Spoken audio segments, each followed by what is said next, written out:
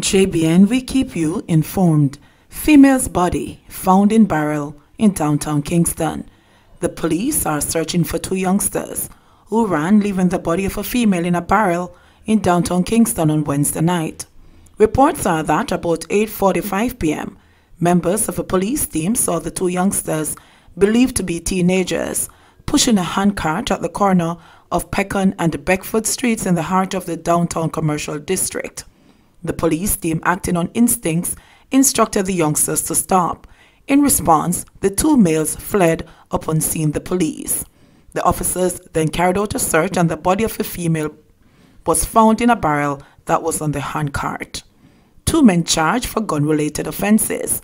Two men have been charged in separate gun-related offences in Westmoreland and Kingston, the police are reporting. In the first instance, 31-year-old Owen Mary of a Cornwall Mountain address in Westmoreland was taken into police custody following the siege of a Glock pistol and 7 rounds of ammunition on February 5 at Mount Stewart in the parish.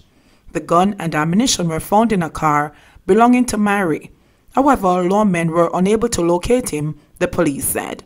Mary subsequently turned himself into the police in the presence of his attorney on Tuesday and was charged with illegal possession of gun and ammunition.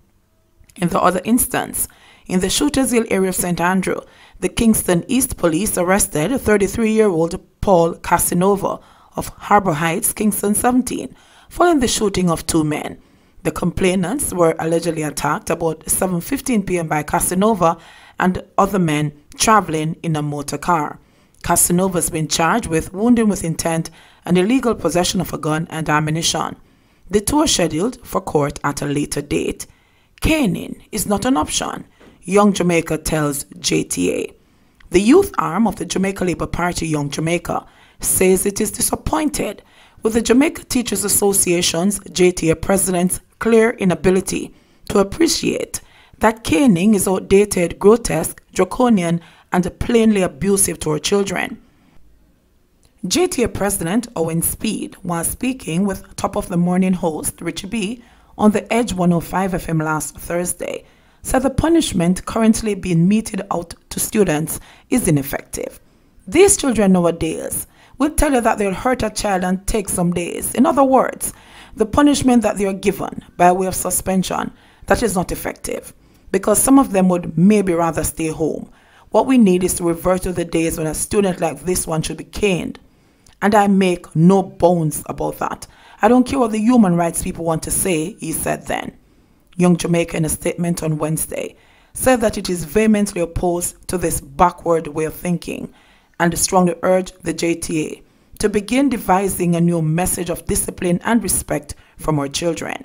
We are of the view that the indiscipline being experienced in our schools are as a result of poor parenting, and hence we'll continue to advocate for our parents to do more in engendering a culture of respect and discipline in their children, the body said. We are even more alarmed by the gross disrespect and wanton disregard for the rights of our children, shown by the JTA President, Mr. Owen Speed. His commentary suggests his lack of care for the good work being done by human rights advocates to protect our children. From Mr. Speed's comment, it is clear that there are some members of our education system who will have to begin shifting their minds away from using corporal punishment as a method of discipline and start asking themselves what other non-violent method can be used to instill discipline in our schools, the body added.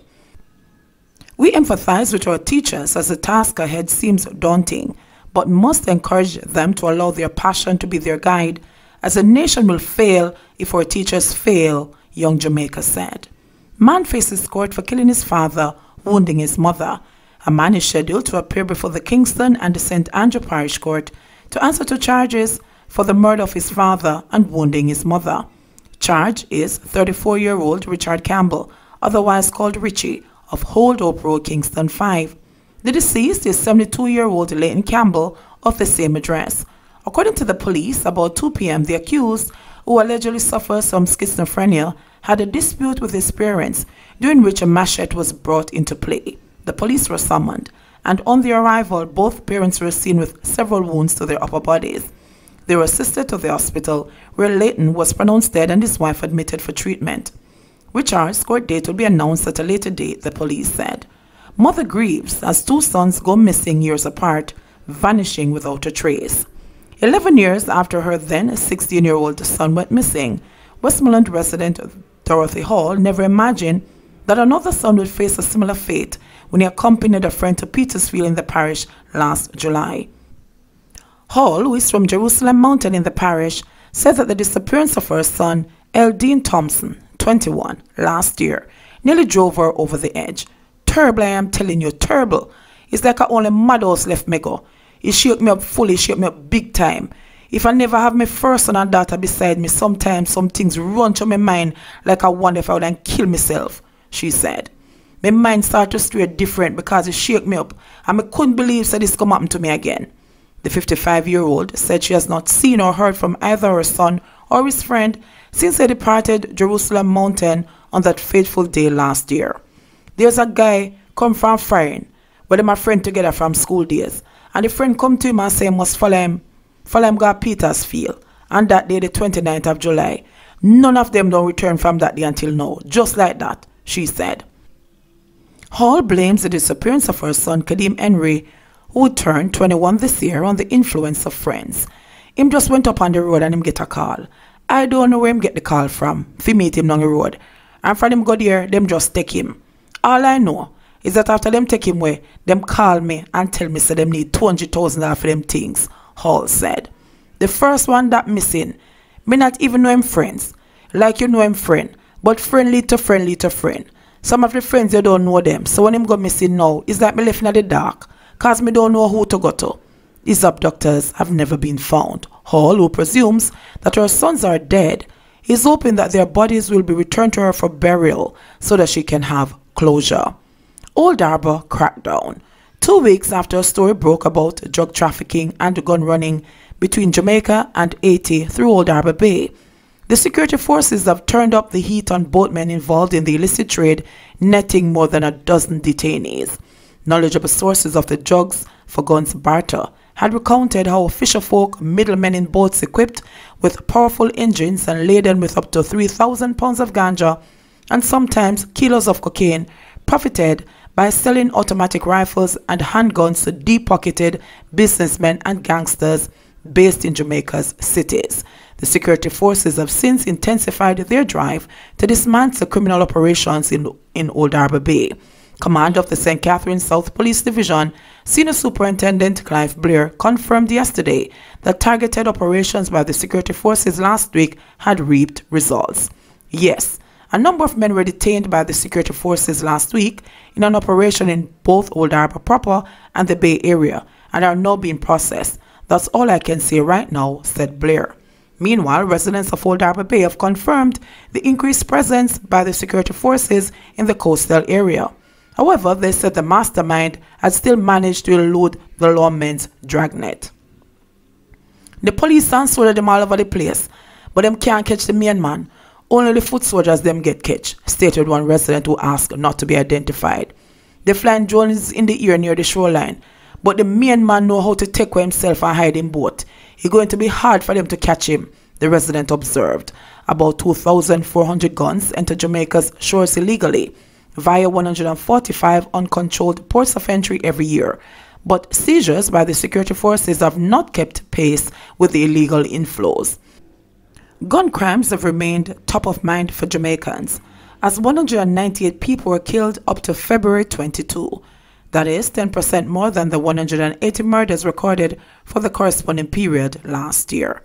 If rain no fall, dag Nyam will suffer, Gaisil district thirsts for water and attention.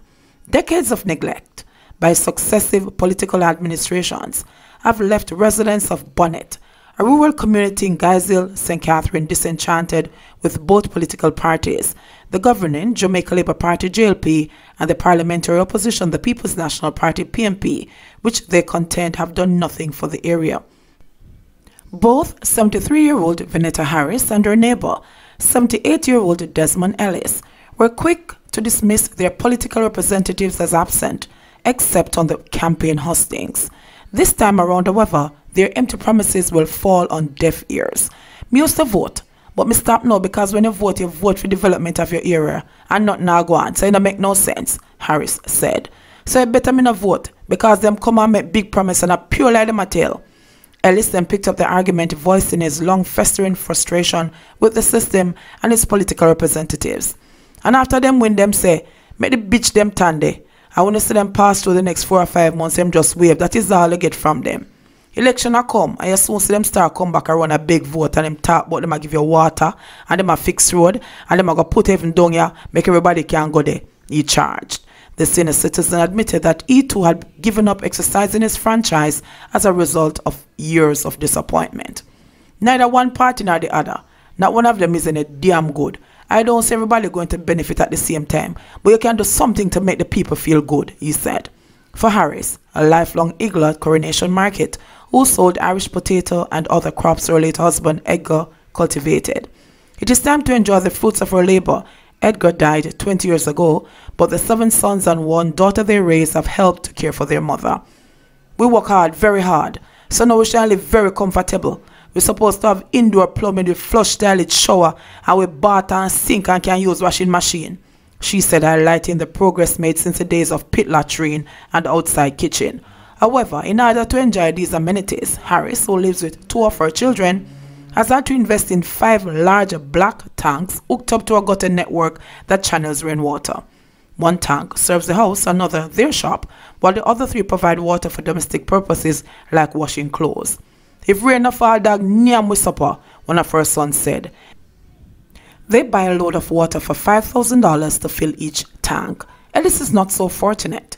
His grown children have moved out, leaving him and his wife to cope with chronic water woes. He has 2 600-gallon tanks covered with mesh to collect rainwater. But with the last meaningful shower back in early January, he has had to pay dearly for the privilege of water. Day before yesterday, me have to pay 1 youth for go full 2 buckets of water from the gully, so me couldn't get like a water for drink. So that water me get by tomorrow that done, I may find another 200 and give another man, said Ellis. JBN, we keep you informed. Please remember, subscribe, like, share, leave us a comment and click the notification bell to receive our daily news items.